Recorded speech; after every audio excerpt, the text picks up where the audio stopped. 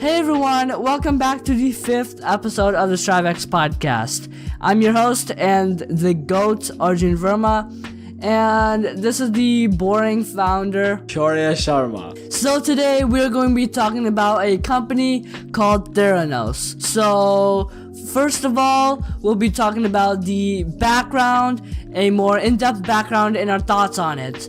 So, let's start it off with Shaurya. In 2014, a company known as Theranos initiated an idea of revolutionary tech, hoping to take technology to the next level. While it hit a peak at one point, it is without a doubt that the overall tech did end up failing miserably, causing people to take a turn on the opposing side. Before getting into the outcome in more detail, it is essential to discuss what exactly happened in Theranos and what truly caused it to fail.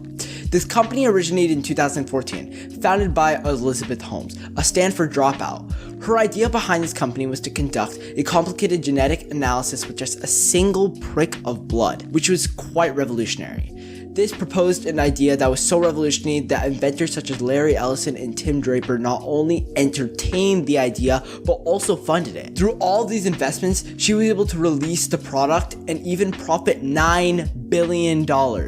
She was doing everything right, and everything was going in her way. However, there was just one small issue. The product never worked. It was all a fraud. All a scam. Through investigations of the company, people suddenly understood that the company was built off of audacious lies. Now, how immoral were her acts? Was the company as bad as the public made it, or was there something more to this case? We'll give it to Arjun to further explain the case. So let's go back to where it all began. Elizabeth Holmes, a 19-year-old Stanford dropout who studied chemical and electrical engineering, started Theranos to transform blood testing. When Holmes was 7 years old, she attempted to create her time machine and filled an entire notebook with intricate engineering ideas. This gave Holmes the idea to revolutionize technology. Holmes informed her folks when she was 9 years old that she wanted to be a billionaire when she grew up. She said it with the utmost sincerity and commitment. According to her family, Holmes established her work ethic in high school, frequently staying up late to study. She launched her own business selling C++ compilers, a sort of software that translates computer code to Chinese schools, and soon rose to the status of a straight-A student. Holmes decided to pursue medicine because her surgeon and great-great-grandfather Christian Holmes had inspired her to do so. But she quickly realized that she was incredibly afraid of needles. She later claimed that this inspired her to create Theranos. As a sophomore at Stanford University, Holmes went to one of her professors, Channing Robertson, and said, "Let's start a company." With his blessing, she founded Real-Time Cures, later changing the company name to Theranos. Thanks to a typo, early employees' paychecks said real-time curses. This could have been a blessing in disguise from God, as even he knew that things would get worse from here. Soon after, Holmes submitted a patent application for a wearable gadget called a medical device for analytic monitoring and drug delivery, which would supply medication, check patients' blood pressure, and change the dosage as necessary. Theranos would be a rapid success in the medical field, with, in 2012, Safeway invested $350 million in the retrofitting 800 locations, with clinics that would offer in-store blood tests at more than 40 locations. In March 2015, the Cleveland Clinic announced a partnership with Theranos to test its technology and decrease the cost of lab tests. In July 2015, Theranos became the lab work provider for Pennsylvania insurers AmeriHealth, Caritas, and Capital Blue Cross. In July 2015, the Food and Drug Administration approved the use of the company's fingerstick blood testing device for the herpes simplex virus outside of clinical laboratory testing. Theranos was named the 2015 Bioscience Company of the Year by the Arizona Bioindustry Association. However, problems would arise for the company in February of 2015. In February 2015, Stanford professor John Ioannidis wrote in the Journal of the American Medical Association that no peer-reviewed research from Theranos had been published in the medical research literature. In May 2015, University of Toronto professor Eleftherios Diamandis analyzed Theranos technology and concluded that most of the company's claims are exaggerated. However, to seal their credibility to the public and try not to damage their reputation, they invited then Vice President of the United States, Joe Biden, to tour the laboratory. Biden praised what he saw, but to conceal their real operations, they set up a fake lab for him to tour. In October 2015, John Carreyrou of the Wall Street Journal reported that Theranos was using traditional blood testing machines instead of the company's Edison devices to run its tests, and that the company's Edison machines might provide inaccurate results. This was groundbreaking because Theranos claimed that the allegations were factually and scientifically erroneous. Walgreens suspended plans to expand blood testing centers in their stores following the report. At that time, the Cleveland Clinic announced that it would work to verify Theranos technology.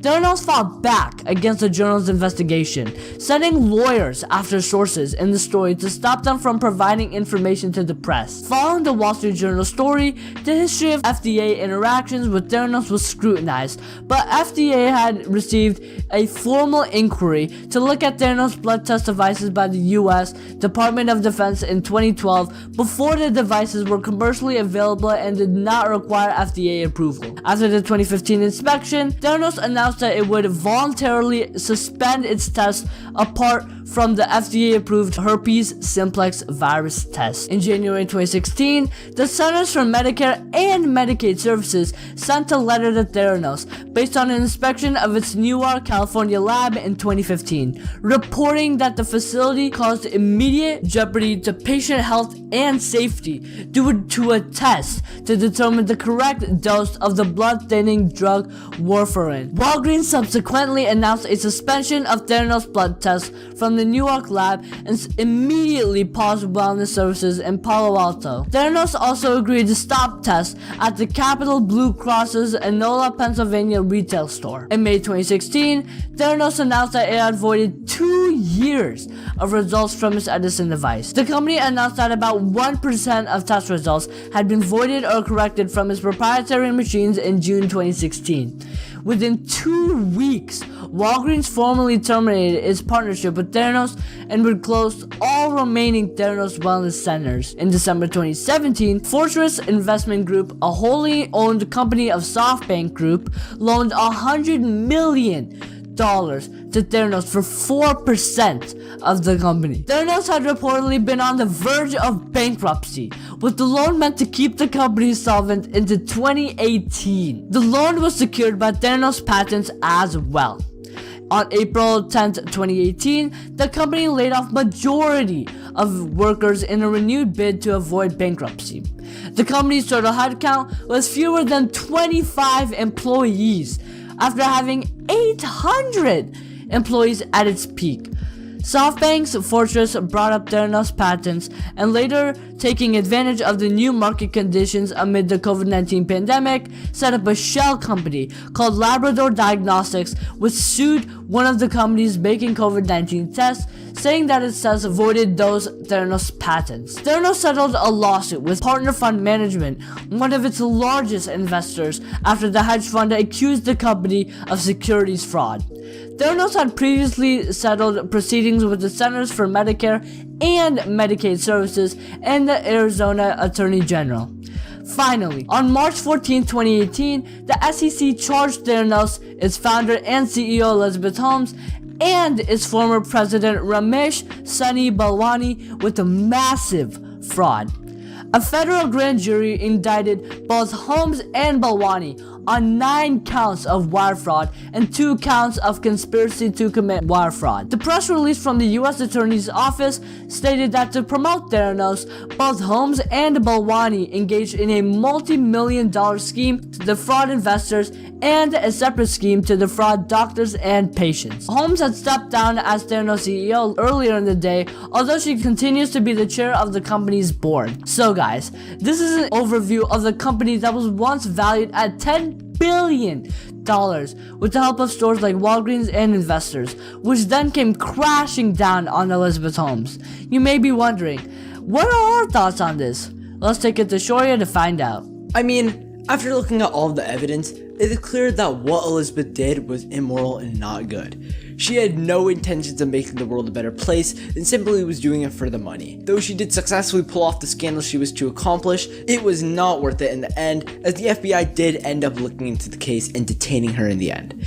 Think about it. After all of the work she did to scam everyone, she still ended up spending 20 plus years in prison. That is a lot of time. There was a time in life when she was considered similar to Steve Jobs, and now she's considered someone who's an embarrassment to society, someone who's dropped the baton while it was being tossed to her. Now, you may be thinking, Shaurya, this happened such a long time ago and there's no point talking about it. What is the moral of the story? Well, it is important to talk about this matter, as it is a crucial topic going on in technology. While this story is outdated, it is crucial to talk about why this is important for the future. The truth is, most entrepreneurs these days are more worried about themselves, and they aren't worried about the rest of the world. Meaning that these days, innovators will do anything and everything in their power to achieve the success that is in their favor. And of course, yes, Elizabeth did get detained, but she does indeed have a net worth of $9 billion, meaning that the imprisonment probably won't last that long. The vast majority of the public is speculating that she will be released much earlier than the predicted amount that she would be spending because she has so much money. The point is that we can't just blindly trust a new generation of technology just because it is the new generation of innovators.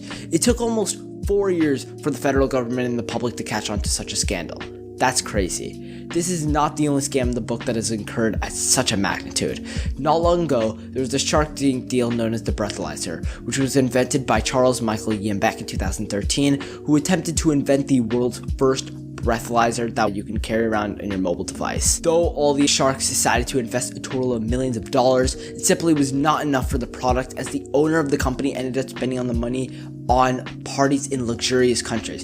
Think about it. You created such a brilliant product, and having investors pour so much money just for you to spend it on partying, not good for your own looks. The point of this is to showcase something. Sometimes what innovators and investors say isn't true, and it is important not to trust them blindly. These are potentially big scams that cannot be avoided, and we must do everything in our power to avoid these. Eventually, innovators will create faulty and corrupted tech, which may potentially hurt the customer directly. It is important to take note of the lesson of this case, as well as apply it to our future cases. Especially for those that are less educated on these matters, it is important to take note of such a scam and keep it in mind of it. Here at StriveX Academy, we strive to eliminate scams worldwide, and for such an act, we must advocate on such topics to inform the average user. Now, let's see what Arjun's thoughts are. So what do I think of this? Well, it is absolutely crazy that investors were investing in this company without even doing much research, and this company did not even have a fully working product. That is absolutely crazy, and we have spread this message before to never invest in a product without doing your due diligence. This was also a major risk factor in people's lives. Essentially, users would be taking a gamble with their lives, as, like we stated earlier, this machine would sometimes produce inaccurate results. It would diagnose you with the disease even if you may not have it, and it could diagnose you with nothing, even though you could potentially have a life-threatening disease inside your body. The technology was very inaccurate, and it was confirmed that the technology that Theranos was actually using was professional, FDA certified, medical equipment, and it was nothing new. When a live reporter came in to test their blood, Theranos staff would go into a back room concealed from the camera and put their blood in a professional machine, giving accurate results. However, their demo machines would provide inaccurate results, essentially gambling with people's lives. This invention that they made was supposed to revolutionize the future of the medical field, making it affordable and efficient to diagnose diseases to patients. Elizabeth Holmes was a respected founder until you found out the working conditions as well that were like hell. She would follow all Steve Jobs' ideologies, even claiming in her Forbes cover to be the next Steve Jobs. She would constantly berate people in her office and would fire anyone who dared to talk badly about her and go against her as well. This workplace was destined for failure from the very beginning. It is absolutely crazy that her company was worth $10 billion at the time. The fact that Elizabeth Holmes had no true care for her product to make it work and was only in it for the money says a lot, and I'm glad that she's rotting in jail. So, that's the end of our Theranos podcast. We hope you learned something and found a takeaway from whatever we said in our podcast, and maybe you took your thoughts into account when forming your own opinion on Theranos. We would like to thank you all for watching. You can support us in the description below. And I'm the funny founder, Arjun Verma. This is the boring founder, Shaurya Sharma. And we thank you for watching StriveX Podcast. Thank you. Thank you.